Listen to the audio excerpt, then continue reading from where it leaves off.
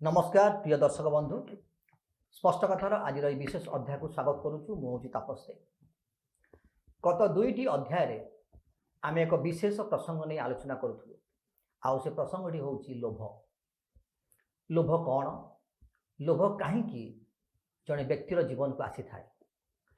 आ जो समय जड़े व्यक्तिर जीवन को लोभ आसे ता जीवन पर कौन सब प्रभाव पड़ी था एवं लोभ एक व्यक्तिर व्यक्तित्व को किपर से नष्ट कर दिए आ गत अध्याय आम देखुलु लोभ एक पाप अटे एवं लोभ हूँ एक मानसिक रोग जहाँ आम गत अध्याय आम आलोचना आम जानलु लोभ हूँ एक मानसिक भोक मध्य अनेक समय आमर शारीरिक भोक आमर क्षुधा आमर जो आम जीवन में क्षुधा आसे जो भोक हुए आम खाऊ आम परितृप्त हो मात्र मानसिक भोक बा क्षुधा एक एपरी एक विषय ताहा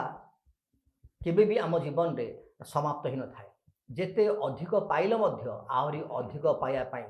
इच्छा होता है आकांक्षा होता है। तो ये समस्त प्रसंग नहीं आम दुईटी अध्याय दुईटी एपिसोड रे आम आलोचना करिछु। आज आम देखिबा जे वास्तव में ए लोभर प्रतिकार किपरि माने करा जाय पारिबो जने व्यक्तिर जेतले जीवन को लोभ आसे वास्तव में ए लोभर प्रतिकार कौन जड़े व्यक्ति कि प्रकार से लोभरु ओभरकम से करि परिबो जद्वारा एक आनंदर जीवन से अतिबाहित करि परिबो। आसंतु आज स्पष्ट कथार ए विशेष अध्याय आज आलोचना करिबा वास्तव में लोभर प्रतिकार कौन। मो सहित आज संपर्क स्टूडियो रे मोर डाहाणपड़ अछंती भाई परेश दास जे कि जने सांबादिक आपण को आमर ए स्पष्ट कथार विशेष कार्यक्रम को स्वागत करूँ एवं मोर बाँ पट अछंती रेभरेंड संग्राम केशरी सिंह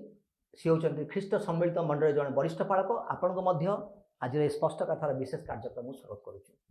तेज आसतु आज आरंभ करवा जे वास्तव में लोभर प्रतिकार कौन। तो रेभरेंड संग्राम केशरी सिंह जमती आम गत अध्याय आम देखुले जे लोभ कौन लोभ कहीं एक जीवन एक व्यक्तिर जीवन को आसी थाए एवं लोभ आसवा द्वारा गोटे व्यक्तिर जीवन में कि प्रकार सब माने प्रभाव पकई थाए आउ माने गत अध्याय भाई परेश दास कहते जे लोभ हूँ एक मानसिक रोग। तो वास्तव में ये मानसिक रोग आरंभटा केमिति हुए जदि आम ए संबंध में दुईटी अध्याय देखिए आलोचना करी आउ थे तार जदि आपड़ कि से प्रसंग में किसी बुझे पारे ताल आहरी भल हम जे वास्तव में ये मानसिक रोग बा एक भोक यार आरंभ केमती होता है। आम गत थर दुईटी जाक अध्याय ये विषय तो बहुत किसी कथा आलोचना कर सारी आज्ञा आउ बाहर किसी हवा पूर्वर प्रथमे मन भितर हुए आज्ञा लोभ एमती गोटे विषय जोटा कि आपणकर मन भितर मनोभाव प्रकाशित थाए थाए सेटा ही कार्य परिणत हुए परवर्ती समय से मानसिक रोग बोली कहगला आउ एटा मन रे आसे जिते मु देखुची जे मो पाखरे से विषय ना किंतु तांको पाखरे अच्छी मो पाखरे कौन अच्छी मुझे विषय रे ध्यान न देकी तांको पाखरे जहाँ अच्छी सेटा मो पाखक आसवा दरकार आउ सेटा को केमिति मु आनिबे तांकर क्षति हो पछे किंतु मोर लाभ हवा दरकार यही जो चिंताधारा एटा मन भितर आसे आसी जाय आउ बेले बेले कौन हुई कि लोक माने से मनोभाव को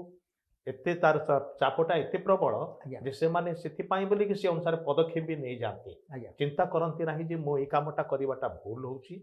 एवं ए काम करवा द्वारा मो ତାଙ୍କର ବି କ୍ଷତି କରୁଛି ଏବଂ ନିଜର ବି କ୍ଷତି ହଉଛି କିନ୍ତୁ ନିଜର କ୍ଷତି କଥା ସେ ଚିନ୍ତା କରେନି ସେ ଭାବୁଛି ଏଇଟା କଲେ ମୋର ଲାଭ ଅଟେ ଆଜ୍ଞା ତେବେ ସେଥିପାଇଁ ଏସବୁ ପ୍ରଥମେ ଭିତରେ ହୁଏ ଆଜ୍ଞା ଯାହା ମନୁଷ୍ୟ କାମନା କରେ ଆଜ୍ଞା ଅଭିଳାଷ କରେ ଚାହେଁ ଆଉ ସେଇଟାକୁ ସେ ଅକ୍ତିଆର କରିବା ପାଇଁ ସେ କିଛି କିଛି ଉପାୟ ଅବଲମ୍ବନ କରେ ଯୋଉଟା କି ଭୁଲ ପନ୍ଥା ବୋଲି କୁହାଯିବ ଆଜ୍ଞା ଆଉ ସେଇଥିପାଇଁ ଏଇଟା ଉଚିତ ବିଷୟ ନୁହଁ ତେବେ ଭାଇ ପରେଶ ଦାସ ଯେମିତି ଆପଣଙ୍କର ଗତ ଅଧ୍ୟାୟରେ ଆପଣ କହୁଥିଲେ ଯେ ଲୋଭ ଗୋଟେ ମାନସିକ ରୋଗ ଆଉ ମୁଁ କହୁଥିଲି ମାନସିକ ଭୋକ ଆପଣଙ୍କର ମାନସିକ ରୋଗ ତ ଯେତେବେଳେ ଆମେ ଶରୀର ବିଷୟରେ ଆମେ ଚିନ୍ତା କରୁ ଯେତେବେଳେ ମୋତେ କୌଣସି ବିଷୟରେ କ୍ଷୁଧା ଅଛି ଖାଇବାର ମୋର ମାନେ ମୋତେ ଭୋକ ହେଉଛି ଯେତେବେଳେ ମୁଁ ଖାଉଛି ଆଉ ସେ ମାନସିକ ବା ଏଇ ଯେଉଁ ଶାରୀରିକ ଯେଉଁ ଭୋକଟା ଯେତେବେଳେ ମୁଁ ଖାଇଦେଲା ପରେ ମୋର ଆଉ ସେ କ୍ଷୁଧା ରହୁନି ବା ମୁଁ ସେଥିରେ ପରିତୃପ୍ତ ହେଉଛି ସନ୍ତୁଷ୍ଟ ହେଉଛି ତ ମାନସିକ କ୍ଷୁଧା ବା ମାନସିକ ରୋଗ ଭିତରେ ଏମିତି କ'ଣ ଜିନିଷ ସବୁ ଥାଏ ଯଦ୍ୱାରା ଗୋଟେ ଲୋକ ସେଥିରେ ବେଶୀ ଜଲ୍ଦି ଆସକ୍ତ ହେଇଯାଏ ଯେମିତି ଗୋଟେ ମାନେ ଏଡିକ୍ସନ୍ ଆମେ ଯେତେବେଳେ କୌଣସି ପ୍ରକାର ନିଶା ସେବନ କରୁଛନ୍ତି ସେଥିରେ ମାନେ ଏଡିକ୍ସନ୍ ହେଉଛନ୍ତି ବା କୌଣସି ପ୍ରକାର ବିଷୟରେ ସେମାନେ ଏଡିକ୍ସନ୍ ହେଉଛନ୍ତି ଆଉ ସେଇଟା ପାଇବା ପାଇଁ ସେମାନେ ଯେକୌଣସି ଉପାୟ ମଧ୍ୟ ସେମାନେ ନିଅନ୍ତି ତ ଏ କ୍ଷେତ୍ରରେ ଆପଣ କ'ଣ ଦେଖୁଛନ୍ତି ରେଭରେଣ୍ଡ ସିଂ ଯେମିତି କହିଲେ ଆଜ୍ଞା ଯେ ଜଣେ ଲୋକ ମନରେ ଏଇ ଚିନ୍ତା ଉଦ୍ରେକ ହେବ ଯେ ସେ ଲୋକର ଯଦି ଏଇ ପ୍ରକାର ବିଷୟ ସବୁ ଅଛି ତାର ଯଦି 4ଟା କାର ଅଛି ମୋ ପାଖରେ 10ଟା କାର ରହିବା ଦରକାର ଆଜ୍ଞା କି ତାର ଯେଉଁ ଗାଡ଼ି ଅଛି ସେଇ ଗାଡ଼ି ନିହାତି ମୋର ଦରକାର ସେଇଟା ଗୋଟେ ପ୍ରକାର ବିଷୟ ଆଉ ଗୋଟେ ଅଛି ଅନେକ ଲୋକ ଅଛନ୍ତି ସେମାନେ କାହାକୁ ଦେଖନ୍ତି ନାହିଁ ଆଜ୍ଞା କିନ୍ତୁ ସେମାନଙ୍କ ଏକାଗ୍ର ଚିତ୍ତରେ ମୋର କେତେ ସମ୍ପତ୍ତି ମୋ ଜୀବନ କାଳ ଭିତରେ ମୁଁ ଆଣିକି ଘରେ ରଖିପାରିବି ଆଜ୍ଞା ମୋ ଆୟତ୍ତକୁ ଆସିବ ସେଇଥିରେ ବ୍ୟସ୍ତ ଥାନ୍ତି ସେମାନେ ଆଉ କାହାର କ'ଣ ଅଛି ଦେଖନ୍ତିନି ଆଜ୍ଞା କିନ୍ତୁ ତାଙ୍କ ନିଜର ଯାହା ସମ୍ପତ୍ତି ଅଛି ତାକୁ କେମିତି ବଢ଼େଇ ଚାଲିବେ ସେଇଟା ସେମାନେ କରନ୍ତି ଆଉ ସେମାନଙ୍କର କରିବାର ମାନସିକ କାରଣ ମୁଁ ଯାହା ଭାବେ ସେମାନେ ଭାବନ୍ତି ବୋଧେ ଯେ ମୋର ଯଥେଷ୍ଟ ନାହିଁ ଆଉ ଯେତେ ଆସିଲା ପରେ ବି ସେ ଭାବନ୍ତି ନାହିଁ ଏତିକି ବୋଧେ ଯଥେଷ୍ଟ ହେବ ନାହିଁ କାହିଁକିନା ମୋର ପିଲାମାନେ ଅଛନ୍ତି ତାଙ୍କର ପିଲାମାନେ ରହିବେ ତାପରେ ଆଉ ମୋର ବଂଶ ଭବିଷ୍ୟତ ବଂଶ ଯେମିତି କୌଣସି ଅସୁବିଧାରେ ପଡ଼ିବେ ନାହିଁ ତେଣୁ ମୋରି ଜୀବନ କାଳ ଭିତରେ ଯେତେ ଯାହା ସଞ୍ଚୟ କରିବା କଥା ଅର୍ଜନ କରିବା କଥା ମୁଁ କରିବି ଏଇଟା ବି ଗୋଟେ ପ୍ରକାର ଚିନ୍ତା କିନ୍ତୁ ବିଷୟ ହେଉଛି ମୋତେ ଜଣେ ମୁଁ କଥା ହେଉଥିଲି ରେଭରେଣ୍ଡ ସିଂଙ୍କ ସାଙ୍ଗରେ ଯେ ଜଣେ ମୋତେ ଗୋଟେ ପୋଷ୍ଟ ପଠାଇଥିଲେ ମୋର ଜଣେ ବନ୍ଧୁ ସେଥିରେ ସେ କହୁଛନ୍ତି ଯେ ଆପଣଙ୍କର ଯେଉଁ ଏତେ ପରିଶ୍ରମ ଆପଣ କରୁଛନ୍ତି ଏତେ ଅର୍ଜନ କରୁଛନ୍ତି ଟଙ୍କା ଆପଣଙ୍କର ଲକ୍ଷ ଲକ୍ଷ କୋଟି କୋଟି ଟଙ୍କା ଆପଣଙ୍କ ପାଖକୁ ଆସୁଛି କ'ଣ ପାଇଁ ଆପଣ ବିଲ୍ଡରକୁ ଦେବେ ବୋଲି ନା କ୍ୟାଟରରକୁ ଦେବେ ବୋଲି ଯେତେବେଳେ ପୁଅର ବାହାଘର ହେବ କିନ୍ତୁ ଏକଥା ବି ମନେ ରଖିବା ଦରକାର ଯେ ଯେଉଁମାନଙ୍କୁ ଆପଣ ଡାକିଥିବେ ନିମନ୍ତ୍ରଣ କରିଥିବେ ସେଇ ବିବାହକୁ ସେମାନଙ୍କ ଭିତରୁ ଅଧିକାଂଶ ଲୋକ 2 ଦିନ ପରେ ମନେ ରଖିବେନି ଯେ ସେ ଯେଉଁ ଆପଣଙ୍କର ଭୋଜିରେ କ'ଣ ଖାଇଥିଲେ ସେ କଥା ଆପଣଙ୍କର ଚିନ୍ତାରେ ରହିବ ନାହିଁ ତେଣୁ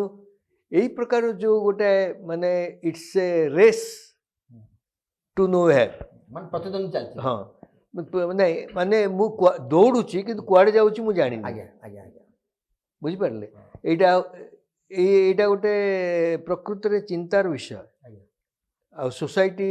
ସମାଜ ସେ ବିଷୟରେ ଚିନ୍ତା କରିବା ଦରକାର ଯେ ଲୋକମାନଙ୍କ ଭିତରେ ଏଇ ଯେଉଁ ମନୋବୃତ୍ତି ଅଛି ତାର ପ୍ରତିକାର କ'ଣ ହେଇପାରେ ଠିକ୍ ଅଛି ଯେମିତି କହୁଥିଲେ ଯେ ଗୋଟେ ଦିଶାହୀନ ମାନେ ମୁଁ ଯଦି କୌଣସି ଡାଇରେକ୍ସନରେ ଯାଉଛି ମୁଁ ଜାଣିନି ମୁଁ କୁଆଡ଼େ ଯାଉଛି ଆଉ ମାତ୍ର ମୁଁ ସେ ରେସ୍ରେ ଅଛି ତେବେ ଅନେକ ଲୋକ ମାନେ କୁହନ୍ତି ଯେ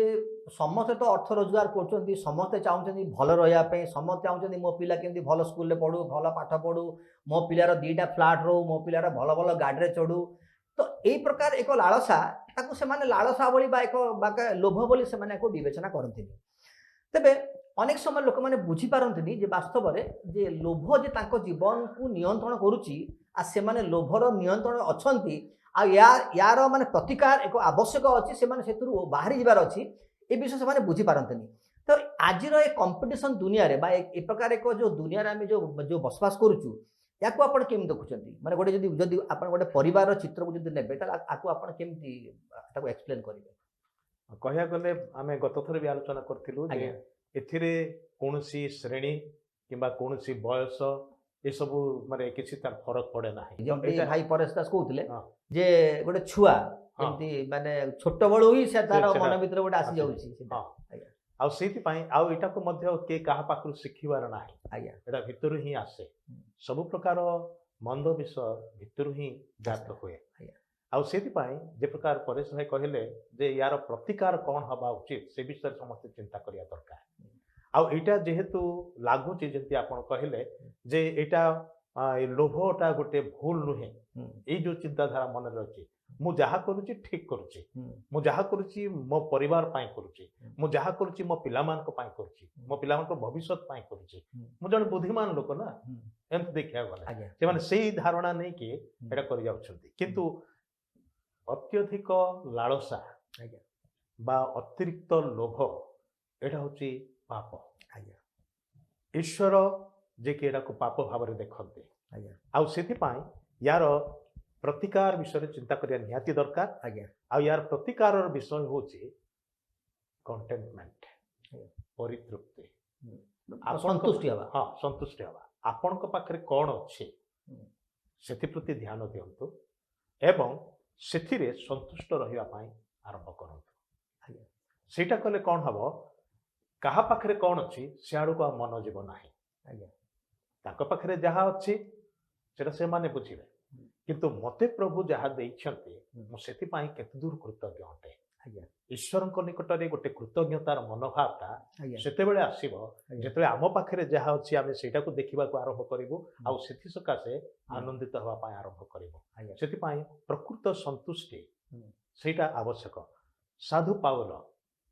ସେ କହିବାକୁ ଗଲେ ଗୋଟେ ସମ୍ଭ୍ରାନ୍ତ ପରିବାରର ପୁଅ, ଆଜ୍ଞା ଧନିକ ଶ୍ରେଣୀର, ପୁଣି ସେ ସମୟରେ ସେ ଜଣେ ରୋମିଓ ନାଗରିକ ବୋଲି କୁହାଯାଉଛି। ରୋମ ସାମ୍ରାଜ୍ୟରେ ରୋମିଓ ନାଗରିକତ୍ୱ ତାହା ସହଜରେ ସମସ୍ତଙ୍କ ପାଇଁ ଉପଲବ୍ଧ ନଥିଲା। ପାଉଲ ହେଉଛନ୍ତି ଜଣେ ଜିହୁଦୀ ଜାତିର ଲୋକ, କିନ୍ତୁ ସେ ରୋମିଓ ନାଗରିକ କେମିତି ହେଲେ? ଆଜ୍ଞା ସେ ତାଙ୍କର ବାପା ଜଣେ ସମ୍ଭ୍ରାନ୍ତ ଶ୍ରେଣୀର ଲୋକ ଥିଲେ ଆଜ୍ଞା ଆଉ ସେଇ ପ୍ରକାର ଭାବରେ ସେ ସେଠି ଜନ୍ମ ହେଲେ ରୋମିଓ କଲୋନୀରେ। ସେ ଜନ୍ମରୁ ତାହା ମାନେ ରୋମିଓ ନାଗରିକତ୍ୱ ସେ ପାଉଛନ୍ତି। ଆଜ୍ଞା ଆଉ ସେଥିପାଇଁ ରୋମିଓ ନାଗରିକମାନଙ୍କ ପାଇଁ ସେଇ ସମୟରେ ଆଉ ସନ୍ତୁଷ୍ଟ ମାନେ ଏଇ ଯୋଉ ରୋମିଓ ନାଗରିକମାନଙ୍କ ପାଇଁ ବହୁତ କିଛି ସୁବିଧା ଥିଲା ସରକାରଙ୍କ ତରଫରୁ, ରାଜ୍ୟ ତରଫରୁ, ସେ ସବୁର ସେ ଅଧିକାରୀ ଥିଲେ। ସାଧୁ ପାଉଲ ଯେ କି ସେ ଜନ୍ମରୁ ଜଣେ ରୋମିଓ ନାଗରିକତ୍ୱ ସେ ହାସଲ କରିଥିଲେ ଆଉ ସେ ଜଣେ ସମ୍ଭ୍ରାନ୍ତ ଶ୍ରେଣୀର ଲୋକ ଥିଲେ, ଆଜ୍ଞା ପାଠଶାଠ ବହୁତ ପଢ଼ିଥିଲେ, ତାଙ୍କର ସବୁ କିଛିର ସୁବିଧା ଥିଲା। ଆଉ ସେ ଯେତେବେଳେ ପ୍ରଭୁ ଯୀଶୁଙ୍କର ପରିଚୟ ପାଇଲେ, ତାଙ୍କର ସେବାରେ ସେ ଆଗକୁ ବଢ଼ିଲେ, ଅନେକ ପ୍ରକାର ପରିସ୍ଥିତି ମଧ୍ୟ ଦେଇ ଗତି କଲେ। ଅନେକ ସମୟରେ ସେ ଉପାସରେ ରହିଲେ, ଅନେକ ସମୟରେ ଅଭାବ ମଧ୍ୟ ଦେଇଗଲେ। ମାତ୍ର ସେ ଗୋଟେ କଥା କହନ୍ତି ଯେଉଁଟାକି ପବିତ୍ର ବାଇବଲରେ ଲେଖା ଅଛି, ଫିଲିପିଓ ତାର ଆଉ 4 ପର୍ବର 11, 12, 13 ପଦ ମୁଁ ପଢ଼ୁଛି। ଆଜ୍ଞା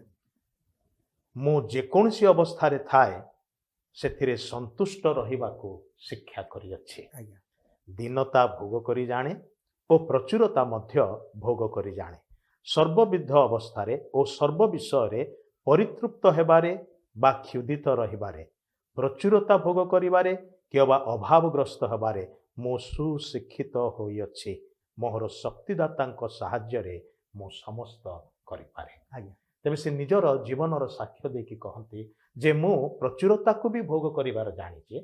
ଏବଂ ଦିନ ଦାରିଦ୍ର୍ୟତାକୁ ମଧ୍ୟ ଭୋଗ କରିବାର ଜାଣିଛି। ଆଜ୍ଞା ସେ ପ୍ରଚୁରତା ମଧ୍ୟରେ ଥିଲେ କିନ୍ତୁ ଦାରିଦ୍ର୍ୟତା ମଧ୍ୟ ଦେଇ ତାଙ୍କୁ ଯିବାକୁ ପଡ଼ିଲା। ଆଉ କୋଉ ପରିସ୍ଥିତିରେ କେମିତି ସେ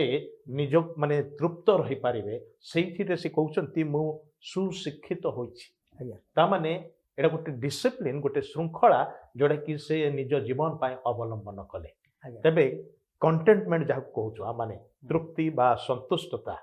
ଏଇଟା ଆପେ ଆପେ ହେଇଯାଏ ନାହିଁ। ଆଜ୍ଞା ଏଇଟା ଆପଣଙ୍କୁ ନିଜର ଜୀବନର ଆଉ ଗୋଟେ ଶୃଙ୍ଖଳା ଦ୍ୱାରା କରିବାକୁ ହବ। ଆଜ୍ଞା ଆପଣ ନିଜେ ଚାହିଁଲେ ଅଳ୍ପରେ ବି ସନ୍ତୁଷ୍ଟ ହେଇପାରିବେ, ଆପଣ ନ ଚାହିଁଲେ ବହୁତ ଥିଲେ ବି ସନ୍ତୁଷ୍ଟ ହେଇପାରିବେ ନାହିଁ। ଆଜ୍ଞା ଠିକ ଅଛି। ତେବେ ଭାଇ ପରେଶ ଦାସ, ତେବେ ଯେମିତି କହିଲେ ଯେ ଏକ ସନ୍ତୁଷ୍ଟିର ଜୀବନ, ମାନେ ଯଦି ମୋ ଜୀବନରେ ଏକ ସନ୍ତୁଷ୍ଟି ନାହିଁ, ଯଦି ସନ୍ତୁଷ୍ଟ ନୁହେଁ କୌଣସି ବିଷୟରେ, ତାହେଲେ ମୁଁ ଲୋଭରେ ମୁଁ ପଡ଼ିଯିବାର ସମ୍ଭାବନା ବହୁତ ଅଛି। ତେବେ ଜଣେ ବ୍ୟକ୍ତି ସେ ସନ୍ତୁଷ୍ଟି କେମିତି ହେଇପାରିବ ବା ସନ୍ତୁଷ୍ଟ ହେବା ପାଇଁ ତାକୁ କ'ଣ କରିବାକୁ ପଡ଼ିବ? ଶୁଣନ୍ତୁ, ସନ୍ତୁଷ୍ଟ ହେବା ସମ୍ପୂର୍ଣ୍ଣ ରୂପେ ସେ ମନୁଷ୍ୟ ନିଜେ ତା ନିଜ ଉପରେ ନିର୍ଭର କରୁଛି। ଆଜ୍ଞା I think it is a mindset. ସନ୍ତୁଷ୍ଟି ଯେଉଁ କଣ୍ଟେଣ୍ଟମେଣ୍ଟ ଯେଉଁଟା ସେଇଟା ଗୋଟେ ମାଇଣ୍ଡ ସେଟ୍ ମାନେ ମୋର ଚିନ୍ତାର ମାନେ ଗୋଟେ ମୋର କ'ଣ କହିବି ତାକୁ ଏଇଟା ମୋର ଚିନ୍ତା ନିଜର ଚିନ୍ତା ମୁଁ କେମିତି ଭାବୁଛି ଆଉ ଏଭ୍ରି ତାର 13 ପର୍ବ 5 ପଦରେ ଲେଖାଯାଉଛି ଯେ କୁହାଯାଉଛି ଆମକୁ ଆଚାର ବ୍ୟବହାରରେ ଧନଲୋଭ ଶୂନ୍ୟ ହୁଅ ତୁମମାନଙ୍କର ଯାହା କିଛି ଅଛି ସେଥିରେ ସନ୍ତୁଷ୍ଟ ଥାଅ ଯେମିତି ରେଭରେଣ୍ଡ ସିଂ ପଢ଼ିଲେ ବର୍ତ୍ତମାନ ଠିକ୍ ସେଇଭଳିଆ ଏଠି ଆମେ ଆଉ ଥରେ ପଢ଼ୁଛୁ କାରଣ ସେ ନିଜେ କହିଅଛନ୍ତି ଅର୍ଥାତ୍ ଈଶ୍ୱର ନିଜେ ଆମକୁ କହୁଛନ୍ତି ଆମ୍ଭେ ତୁମ୍ଭକୁ କେବେ ହିଁ ଛାଡ଼ିବା ନାହିଁ ଆମ୍ଭେ ତୁମ୍ଭକୁ କେବେ ହିଁ ପରିତ୍ୟାଗ କରିବା ନାହିଁ ଚିନ୍ତା କରନ୍ତୁ ଏଇ ସମଗ୍ର ବିଶ୍ୱର ଯିଏ ସୃଷ୍ଟିକର୍ତ୍ତା ଆଜ୍ଞା ପ୍ରତ୍ୟେକ ମନୁଷ୍ୟର ଯିଏ ସୃଷ୍ଟିକର୍ତ୍ତା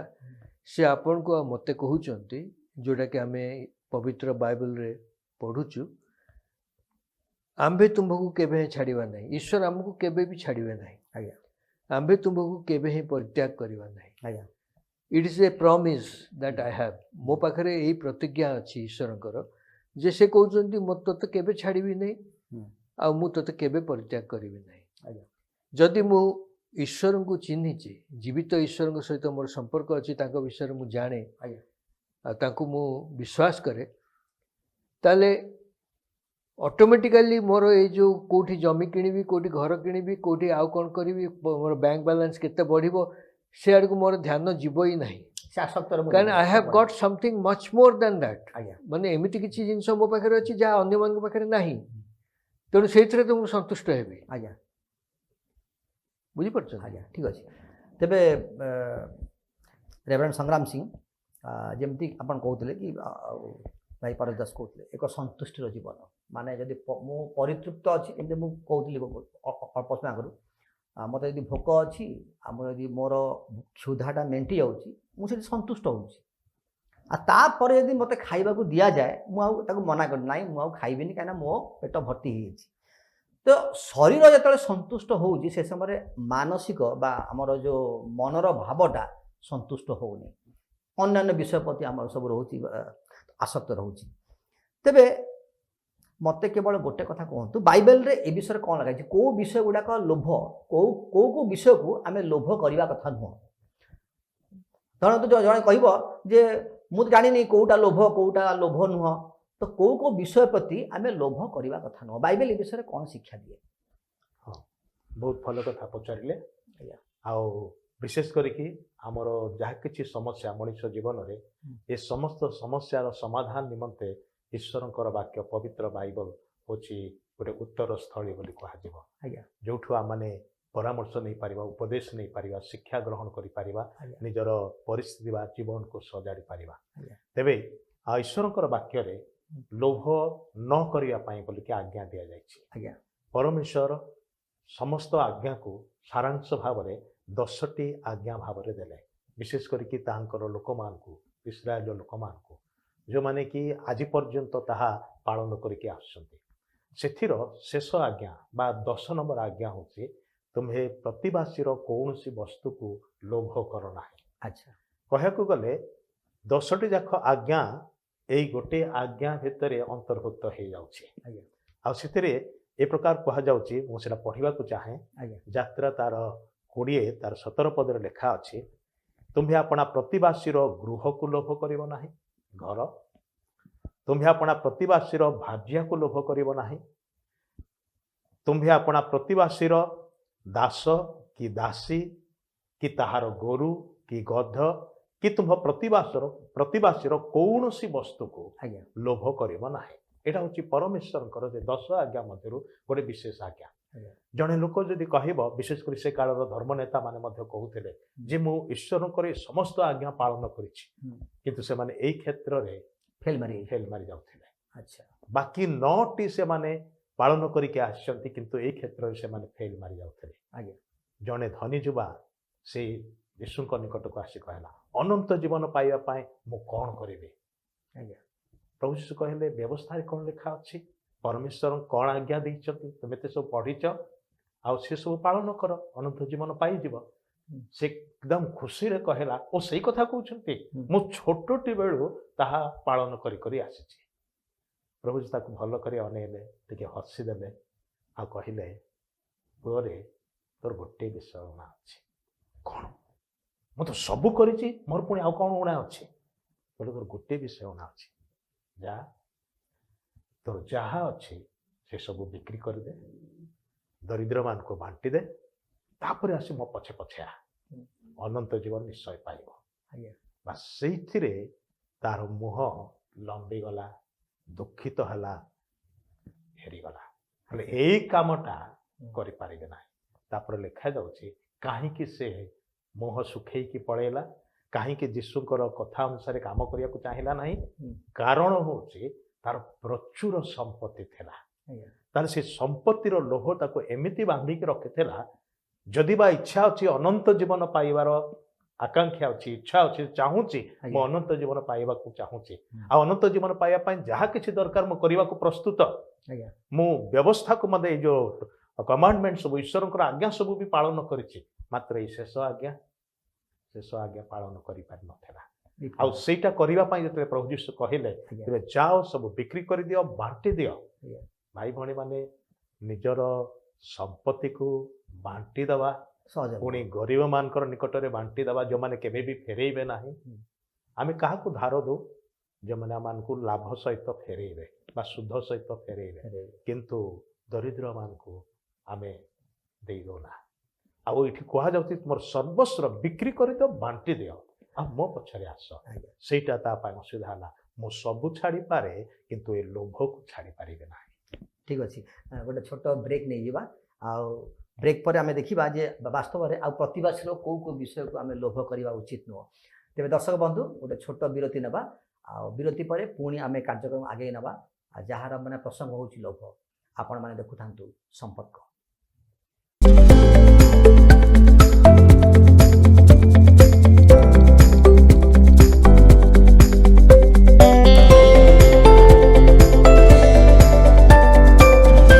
ब्रेक पर पुणी आपण मानक स्वागत करुचु आमर ये विशेष कार्यक्रम स्पष्ट कथा को आम एक विशेष प्रसंग नहीं आलोचना करुचु आउ हूँ लोभ ब्रेक पूर्व भाई परेश दास आम जमी आलोचना करते जमी रेवरेंड संग्राम सिंह कहते जे कौ विषय प्रति लोभ करने कथा नुह तो वास्तव में ये लोभ विषय रे बाइबल आमको आउ कौन शिक्षा दे था देखो लोभ क्या करेंगे कौ वस्तु को लोभ करेंगे कारण आपणकर जहाँ आवश्यक ईश्वर निश्चय आपको जोगेबे जो प्रभु आपण को पृथ्वी को आनी तेणु आपणकर सब कथा से बुझे बोली आज्ञा ईश्वर वाक्य ता प्रकाश करे ता सत्ते आमे भाबु जे काले आम कथा प्रभु बुझे न बुझे तेणु आमे निज शक्ति रे निजर बल रे निजर बुद्धि खर्च करके आमे जेते जहाँ उपार्जन करने कथा चेष्टा करूँ किंतु उपार्जन करवाटा किसी खराब कथा नुहे किंतु जेतेबेले आमनकर आवश्यकता ठारू बहुत बेसी उपार्जन करने को आम इच्छा करूँ बा ताहा करूँ सेतेबेले समस्या उपजे आज्ञा कारण जमती मु आगुरु भी कहली आपन को जे एते उपार्जन आपन जो करिवे सेटा कहा पाई कारण सेटा आपनकर कोनोसी विशेष काम रे आसीबो नाही माने एटा सब ठुळ करबा ठुळ करबा आमास वेल्थ जोटा कहया ए जेंती आमे प्रतिदिन खबर कागज रे पढुचु जे आंको घरे रेड हला विजिलेंस वाला कि आउ कि आसी कि रेड कले ताकर एका मु बेले बेले आश्चर्य लगे जणे व्यक्ति सरकारी कर्मचारी ताकर 21टा प्लॉट बिड़ा बिड़ा नोट घर घर 3 लाख 4 लाख 15 लाख एंती सब टंका बाहर कौन पाई कौन करेंगे से निजे जदि भी आप पचारे जे आप जो टंका रखिंट ये कौन केमती खर्च करेंगे से कहींपरें किंतु घरे से सब व्यवस्था कर तेणु कथाटा हूँ जे आपण को संतुष्टि से मैंने भावती जे हुए तो ये टंका पैसा ये धन संपत्ति आपको संतुष्ट कर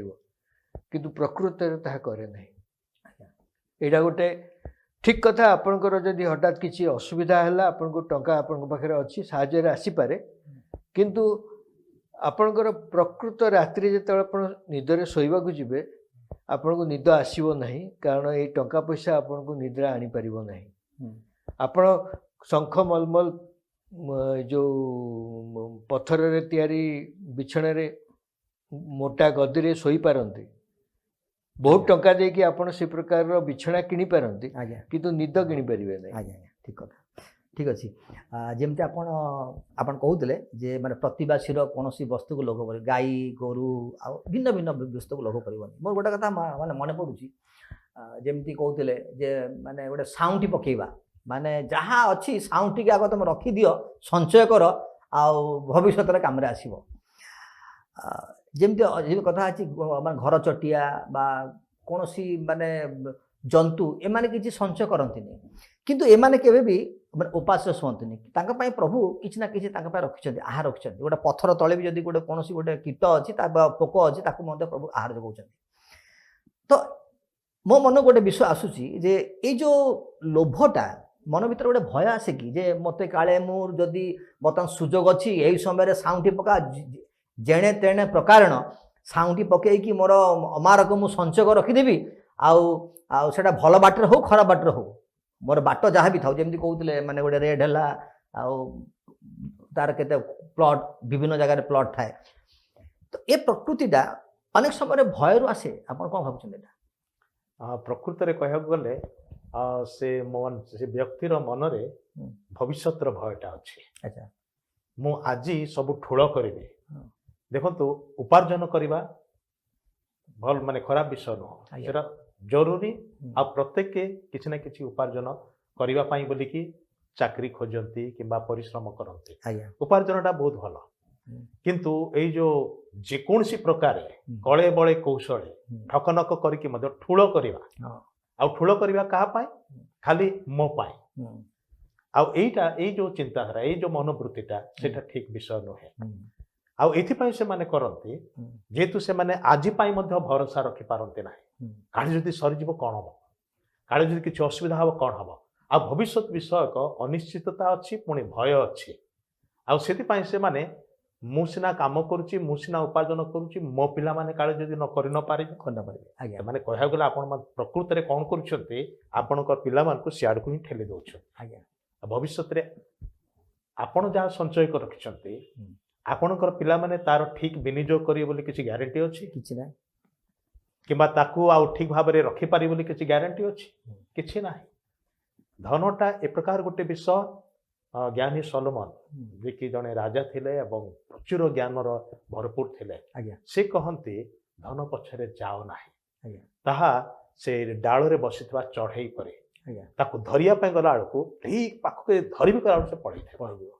आपण पछे गोड़े गोड़े गोड़े क्लांत हे सीना से केबे धरा दब ना तेरे लोभटा हूँ गोटे से प्रकार जे आप जिते पछे पछे जावाई चाहिए धरा दब ना किंतु आप हैरान हो जाते मोर मन पड़ी बोधे प्रथम एपिसोड रे परेश भाई गोटे कहानी कहते हाँ जड़े लोक से राजा घोषणा शुणिक खुशी हो गला मुझे बाट बुलबी से मोर अधिक लाभ हो से गला तापर ताको सही बाटर पुणी फेरिबा को पड़िबो जोठी आरंभ करथिला सेटिके आसीबा पड़िबो से एमती घुरी की चक्कर काटिके आसीला सेटिके किंतु आसीला सेठी टळी पड़ी मरि गला तापर ताको जते कवर दिया जाउची तार जागा केते से पाइला सही 7 फुट गभीर गात 6 फुट लंबा की जहा किछि कि 2-3 फुट चौड़ा गात भितर आ किछि नै आज्ञा ठीक अछि तो जमी कहते जे अनेक समय आम देखू जे संचय जमी ठूल करवा माने जदि मु काले मोर भय अच्छी मोर पिला माने होय तो भविष्य में से माने रोजगार करि पारिबेनी तांकर बोधे कौन समस्या हम आ से माने तांकर भविष्य को सुरक्षित करने पाई मु ये सब ठूल करुच्ची अनेक समय देखा जाए जे अनेक परिवार ए प्रकार माने मंद उपाय माने संचय करथिबा धन आउ जो से पिला माने भोग करा जाती अनेक से विपदगामी हमें आम देखू अनेक समय यार एग्जाम्पल अच्छी आउ ए निकट में मुझे गोटे कथा जड़े आम कलिग कहते मुझे शुणी अजस्र संपत्ति बाड़ी अच्छी आम मेडिकल से एका अच्छे देखा कहीं ना ए प्रकार अनेक कहानी आम शुणु तेरे